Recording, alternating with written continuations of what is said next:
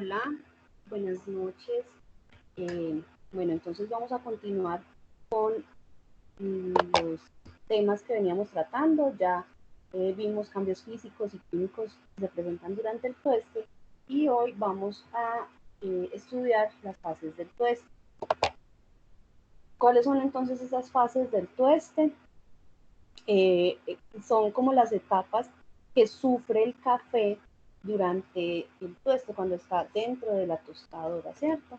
Entonces, se clasifican secado, caramelización, transición térmica, desarrollo y enfriamiento. Antes de explicarles estas fases del tueste, quisiera hacerles una aclaración, que ustedes entiendan un concepto, y es que hay unas reacciones que son reacciones endotérmicas, es decir, para que se presenten necesitan el calor. Y hay otras reacciones que son exotérmicas. Cuando se presentan, ellas emiten calor. Entonces hay unas fases que se presentan acá que lo que hacen es absorber calor, es decir, que son fases endotérmicas, y otras fases que emiten calor, y esas fases son fases exotérmicas, y eso vamos a ver en qué momento ocurre. Entonces, endotérmicas cuando el grano absorbe calor y exotérmicas cuando el grano libera calor. Listo. Entonces, vamos a continuar. La fase de secado es la primera fase que se presenta. En esta fase, bueno, ustedes saben que antes de comenzar a tostar, pues debemos encender la tostadora. Vamos a llevar la tostadora hasta una temperatura de alrededor de 180 grados. Más adelante les voy a explicar de qué depende esa temperatura inicial, ¿cierto? Pero en promedio son 180 grados. Cuando introducimos el café en la tostadora, en el tambor de la tostadora, es decir, ese cilindro que está girando y que es necesario que gire para que los granos estén en continuo movimiento, ¿cierto? Y entonces el calor se transfiera de manera uniforme. Pues en esas fases de secado vamos a, en esta fase de secado, cuando el café entra, entonces el café entra a una temperatura ambiente y la tostadora se encuentra a una temperatura de 180 grados. Entonces, ¿qué pasa ahí? Que la temperatura va a bajar, la temperatura del tambor de la tostadora va a bajar, mientras que la temperatura del grano de la temperatura del grano de café pues va a empezar a aumentar. Eso es lo que pasa en esa primera fase, cuando introducimos el café a la tostadora. Entonces, el café, que tiene una humedad alrededor del 10, entre más o menos 10.5, 13% para un café bien secado, ¿cierto? Estoy hablando de la almendra, porque si estamos hablando del café pergamino seco, va a estar generalmente entre 10 y 12% de humedad, pero la almendra, que es ya después de haberle retirado la cascarilla o el pergamino, entonces vamos a tener una temperatura más o menos entre 10.5 y 13 para un café con buen secado. Entonces, bueno, el café va a empezar a calentarse y va a liberar humedad, ¿cierto? El agua que está contenida en el café va a pasar de estado líquido a estado gaseoso. En este punto, si introducimos una cuchara fría en el tambor, vamos a ver cómo al sacarla va a tener gotitas de agua, va a tener agua condensada, porque el agua que se está generando, el vapor de agua que se está generando, se va a condensar sobre esa cuchara. Entonces, de esta manera podemos evidenciar que se está liberando agua. Lo primero que se libera es el agua que está contenida dentro del grano de café. De eso hablamos pues en el anterior video, de los cambios que se presentan. Entonces, en esta fase de secado, lo que pasa principalmente es que el agua se va evaporando y el grano de café va perdiendo agua, ¿cierto?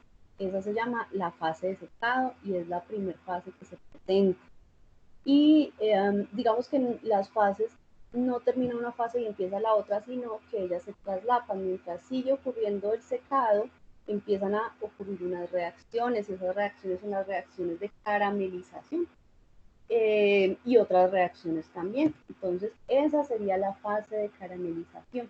En esa fase de caramelización, entonces los azúcares que están contenidos en el grano de café y algunos otros compuestos como proteínas y los ácidos también empiezan a tener reacciones que son favorecidas por el calor al cual se ven sometidos, ¿cierto? Estas reacciones entonces me favorecen la formación de unos compuestos. El calor me favorece las reacciones, que son reacciones de caramelización, también se presentan las reacciones de Maillard, y esas reacciones me favorecen pues la aparición de otros tipos de compuestos que son los que me le van a otorgar ese color característico al grano de café. Entonces vamos a ver que en la primera fase de secado, perdón, eso no se los expliqué, ahí vemos el granito, que el granito entra de color verde, oliva, y se va tornando de un color amarillo oro. Entonces el café oro, y ahí está absorbiendo calor, está absorbiendo energía, y eso es lo que les explicaba. Hay unos procesos endotérmicos, que es cuando el café absorbe calor, y unos procesos exotérmicos, que es cuando el café libera calor. Entonces es la primera fase, que es la fase de secado, el café está absorbiendo calor. En esta fase de caramelización también el café está absorbiendo calor, y se están llevando a cabo unas reacciones que son reacciones de caramelización, reacciones de Maillard, reacciones de Strecker. Son muchas reacciones químicas que también hablamos de ellas en el primer video, y esas reacciones van a desarrollar compuestos como aldehídos, cetonas, iracinas, que van a contribuir con los aromas, pero también le van a dar esa tonalidad marrón que va adquiriendo el café. En esta fase entonces ya vamos a ver un café que es como color canela, ¿cierto?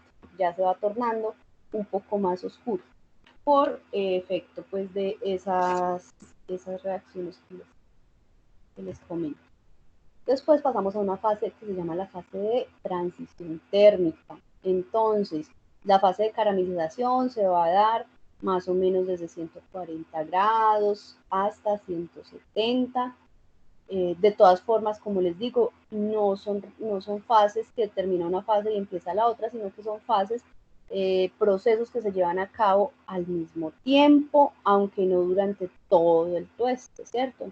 Entonces, en la fase de transición térmica, por ejemplo, todavía el café, el granito de café, está perdiendo agua. ¿Cómo comprobamos eso? Pues cuando hemos tostado el café, digamos, si lo llevamos hasta esta fase de transición térmica y determinamos su humedad, y tostamos una muestra de ese mismo café, otra muestra de ese mismo café, ¿cierto? Y lo llevamos hasta una fase más adelante, pues nos vamos a dar cuenta que la humedad va a ser mayor en la fase de transición térmica que cuando hemos tostado el café un poco más. Eso que indica que el café sigue perdiendo agua, es decir, que esa fase de secado o ese secado del café, si no lo queremos llamar fase, se sigue desarrollando, ¿cierto? Bueno, entonces en esa fase de transición térmica les venía diciendo que el café ha estado absorbiendo energía o ha estado absorbiendo calor en forma, energía en forma de calor, ha estado absorbiendo calor, entonces es un proceso endotérmico, absorbe calor. Pero ahora el café va a pasar a liberar calor. Resulta que adentro del grano, esa temperatura que se alcanza, entonces se está acumulando una presión, y esa presión es porque se ha liberado vapor de agua, porque durante las reacciones se genera CO2 y otros compuestos que lo que van a hacer es que van a ejercer una presión interna sobre el grano de café, y esa presión va más o menos cuando se alcanzan esos 170 grados, entonces es tan alta que lo que hace es que sale por donde el grano tenga una menor resistencia, y en ese momento pues fisura el grano y se escucha ese sonido característico, este es el primer. Y esas reacciones que se están llevando a cabo dentro del granito, entonces empiezan a hacer reacciones, empiezan a desarrollar reacciones de pirólisis. y en ese momento ya el granito no está absorbiendo energía, sino que está liberando energía. Entonces esas reacciones de pirólisis son reacciones exotérmicas. En estas reacciones de pirólisis se van a desarrollar otro tipo de compuestos que no se habían desarrollado durante la caramelización, ¿cierto? Entonces, en estas reacciones de pirólisis, pues vamos a encontrar que se forma en mayor cantidad la piracina eh, y compuestos que me le van a otorgar unos sabores eh, específicos al café, ¿cierto? Bueno, entonces en esta, mejor dicho, se desarrollan otros tipos de compuestos químicos que sumados a los que ya se han desarrollado, pues me van a dar la complejidad del sabor, me van a formar el perfil del sabor, el perfil de taza, que no solamente es sabor, sino que también se manifiesta en otros atributos como el cuerpo, como la acidez. Bueno, entonces, en esta fase de transición térmica es una fase que vamos a pasar de unos procesos endotérmicos, ¿cierto? Unas reacciones endotérmicas, que son reacciones que absorben calor. Vamos a pasar a unas reacciones exotérmicas que liberan calor, que son las reacciones de pirólisis. Eso es lo que pasa en la fase de transición térmica y se puede evidenciar por el primer crack.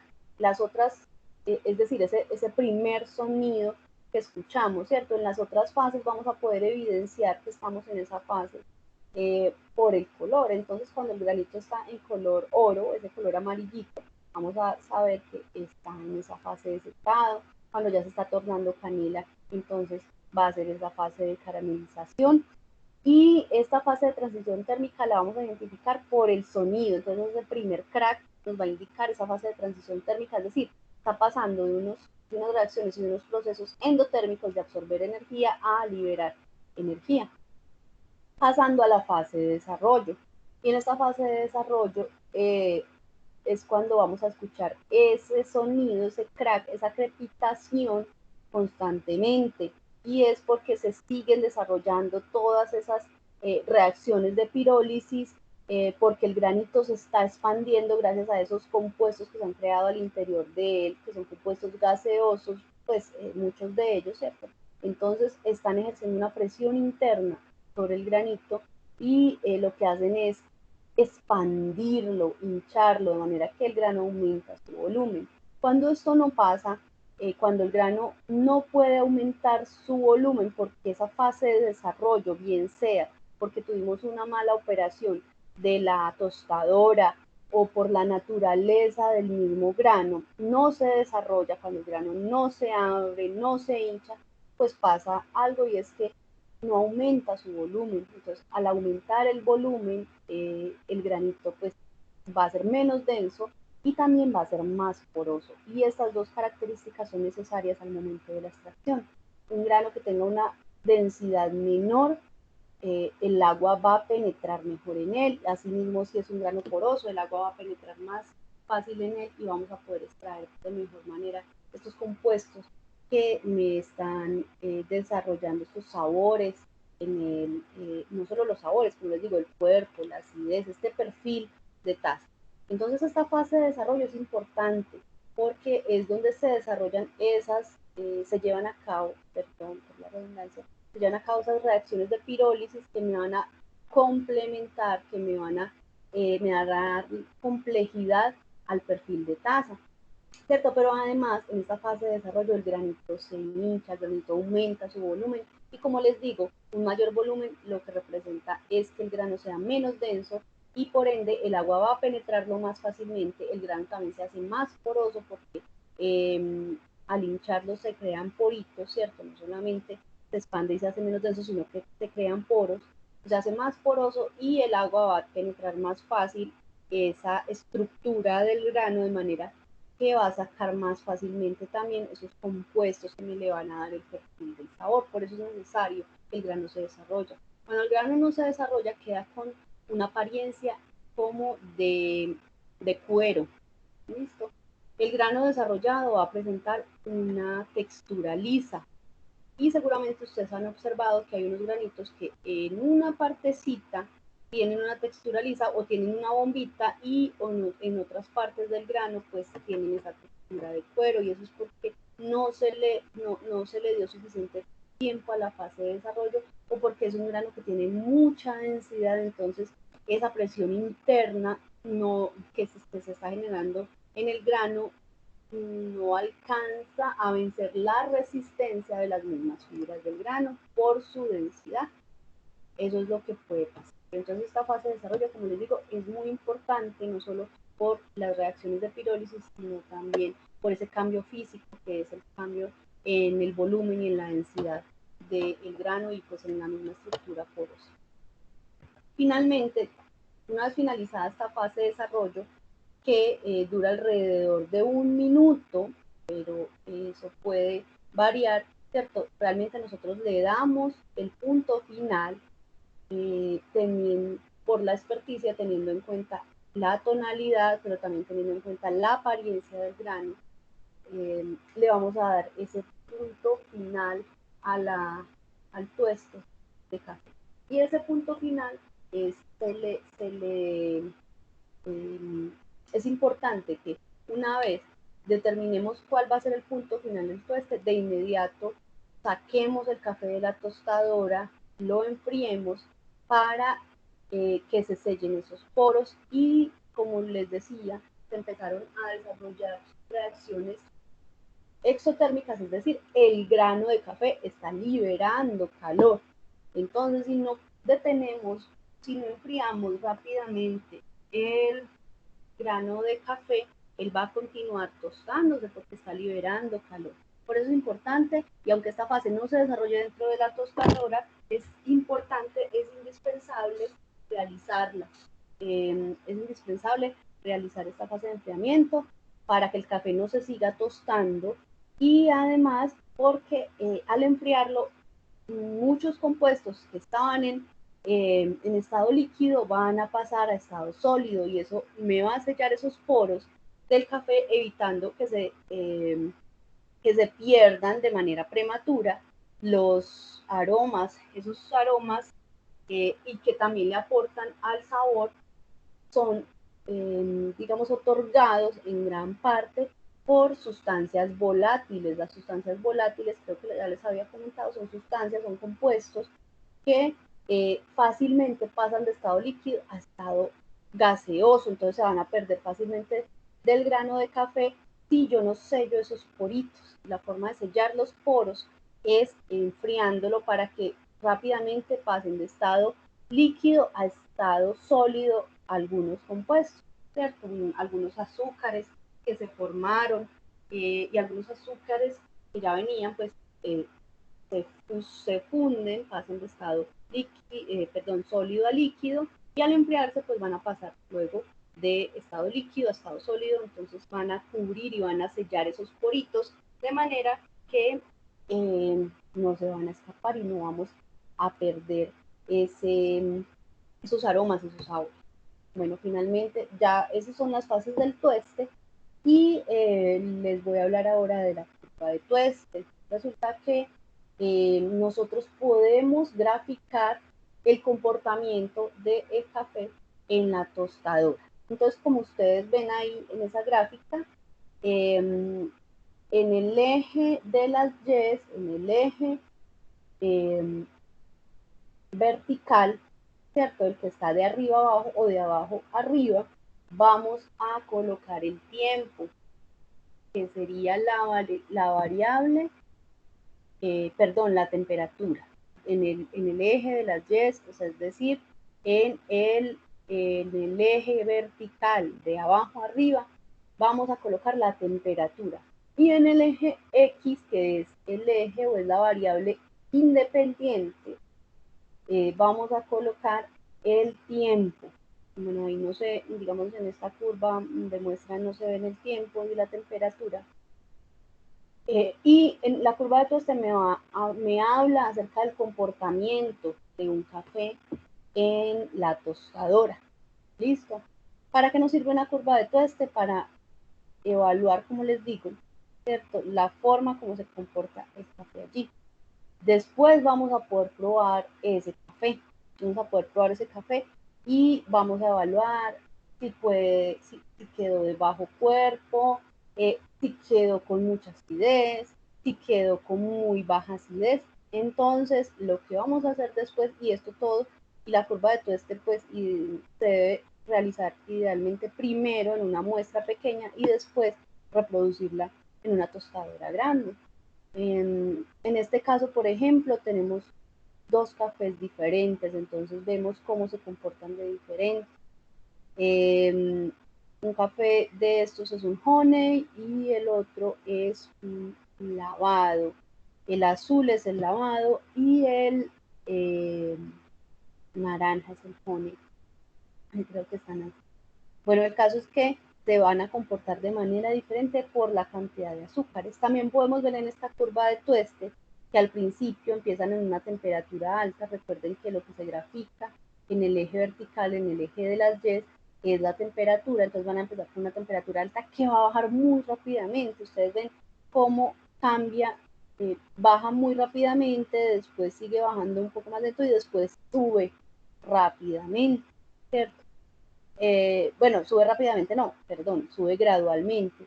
Y ese gradualmente, ese grado lo podemos cambiar. ¿Cómo lo cambiamos? Disminuyendo o aumentando el flujo de calor. Nosotros no podemos disminuir o aumentar la temperatura, pero sí podemos disminuir o aumentar el flujo de calor, es decir, qué tanta llama le voy a colocar si mi tostadora pues es a gas, qué tanta llama le voy a colocar a mi café durante el tueste. Eso es lo que se conoce como ROR, que pues ya se puede profundizar más en eso si ustedes quieren, o sería el flujo de calor, ¿cierto? Eso es lo que sí vamos a poder cambiar. Entonces, conociendo estos parámetros, los tostadores, un maestro tostador debería estar en la capacidad de cambiar el flujo de calor, de interpretar pues esta curva de tueste, probando el resultado, ¿cierto? Catando el resultado, interpretar esta curva de tueste y modificar variables como el flujo de calor, como la temperatura de inicio, ¿cierto? Como la cantidad de aire que le voy a introducir al tambor, que eso también me va a influir en la temperatura. Y entonces son variables con las cuales puede jugar un maestro tostador conociendo la curva de tueste. Entonces puede hacer diferentes curvas de tueste. La curva de tueste para un solo bache, pues sí nos va a decir el comportamiento, pero no nos va a servir de nada más. En cambio, si la utilizamos para diferentes baches a nivel de muestras, después cuando se tuesta digamos el bache grande, ¿cierto? O la totalidad del café, pues vamos a poderle sacar el mejor provecho o sacar todo el potencial que tiene ese café. Listo. Entonces, bueno, esto era lo que tenía por contarles hoy. Espero que hayan entendido, aprendido mucho más acerca del tueste, de café. Como ven, no es sencillo. Como ven, pues hay que tener en cuenta muchas variables. Y en el próximo video vamos a ver esos factores que influyen en el tueste de café.